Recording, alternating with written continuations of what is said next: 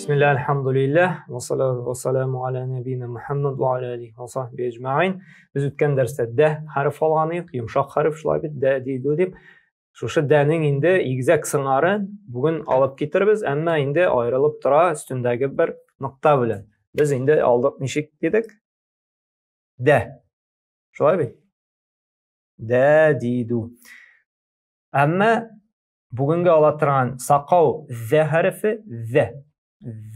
Z tugul bizden tatarlarda aytilgençe. Saqaw z. Nersesi bilen ayrıla? Üste noktası bilen. Şul ona ayırma. Naq D formasında yazıla. Mesela sızık bilen qararбыз biz ana. Vay bit. Şulay yok. D harfi şekilli yazıla. Ama üstünde nokta koyula. Zorak etip. Ve. Ze, zi, zu. Bütün rəvişi yazılı. Başı dedik şulay bitinde, ortası, ahırı, naq del harfi şekilli. Ol şulay yok. Soran harf. Ondan soň yumart harf keleyken ol qoşula. Amma özünden soň kelgen harfke qo'lini indi bermey. Masalan, zalikel kitabu misal alıp ketigeli. Zalike.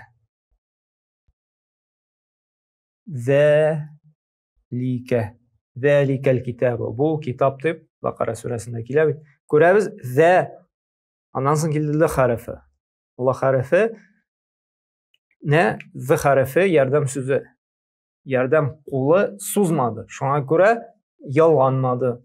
Ve ayrım lem bilen kef ayrım keldi.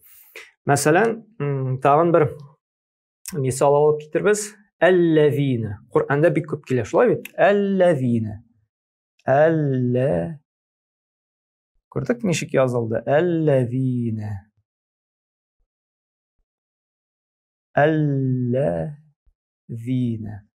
Ellezine.